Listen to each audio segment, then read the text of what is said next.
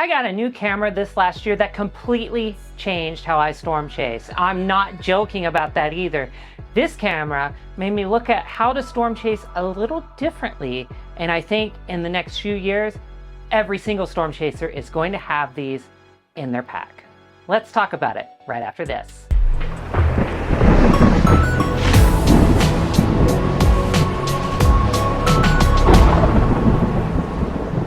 Now, before I get started, I just want to say one very important thing. This video, not sponsored. These are just my opinions on the cameras I have. And hey, if you want to sponsor this Insta360, get at me. Now, I don't want to stand on ceremony too long. This is the first camera I want to talk about. This is the Insta360 RS 1-inch edition. This thing has 1-inch sensors behind both of these lenses, which means that they gather a lot of light. And videos, the dynamic range is really good. This thing is kind of a prosumer model. This one's not their consumer model. In fact, I shot with that one as well, the Insta360 X3, and it's the same thing, but its sensor is a 1/2 inch. Both of these cameras completely changed how I chase storms. Why? Because suddenly I didn't have to worry about like pulling over to get the shot sometimes, which allowed me to get from place to place, choose foregrounds a little bit more carefully. I'm telling you, these things absolutely rock. Here's a couple of clips to show you exactly what I mean. You'll make this rather snappy, won't you? I have some very heavy thinking to do before 10 o'clock.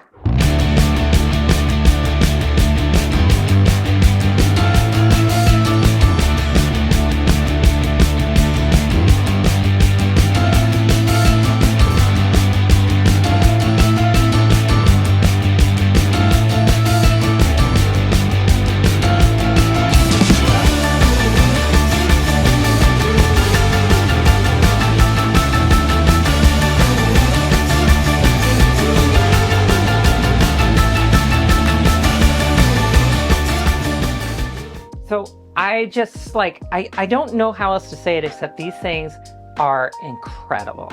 They offer limitless possibilities on shooting. A couple of things I did with them this year is first off, interior cams. I used to use a GoPro for that, but now I have all the flexibility in the world with all this view. I can shift from me to the storm ahead, back to me, can shift to the passenger. And also I started doing something really cool and mounting it in different places inside the car. So you can kind of be like a camera person, like zooming around inside the car. There's a lot of cool things to do with this.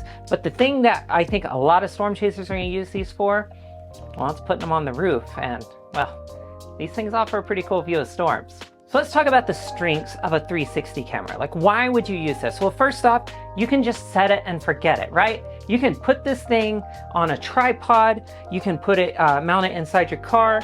You push record. You know, after the fact, you can go into Final Cut, Premiere, whatever you're using, DaVinci Resolve, and you can reframe that video, and you will get the angle, the zoom, everything that you want right from this. I think the video quality in this is very close to what you get from a GoPro. When you reframe this, it looks almost exactly like GoPro footage. So you're basically shooting limitless angles for a GoPro with just you can just choose, what am I gonna do afterwards?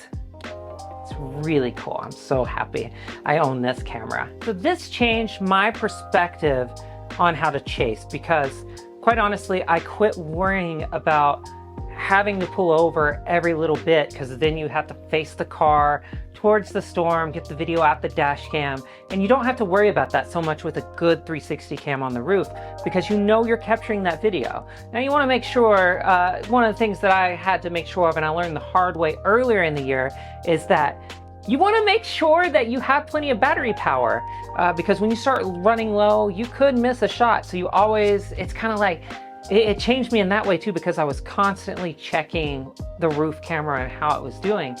But I was able to really focus on finding good foregrounds. Like, I could skip another mile down the road and I didn't have to settle for an okay foreground. If there was something better I saw down the road, I could actually just run with it.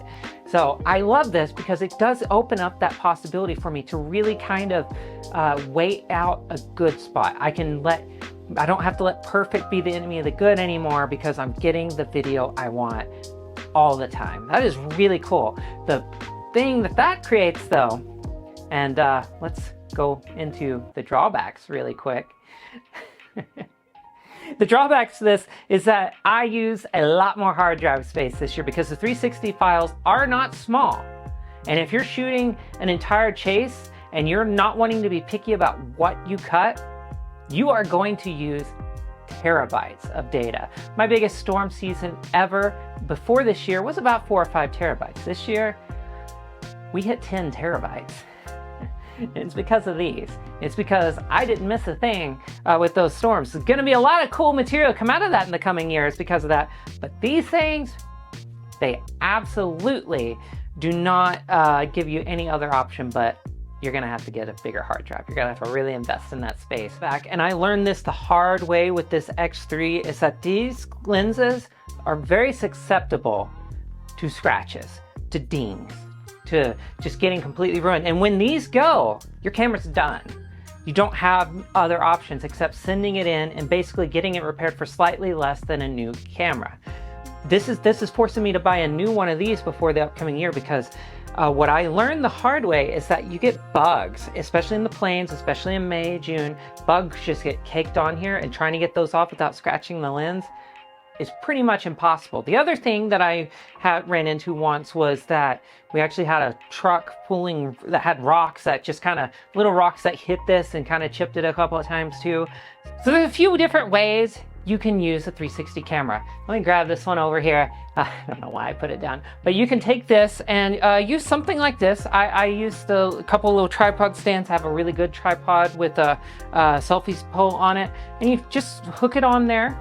However you want to use it. I use a universal mounting system. I'm gonna have to get a video on that soon too.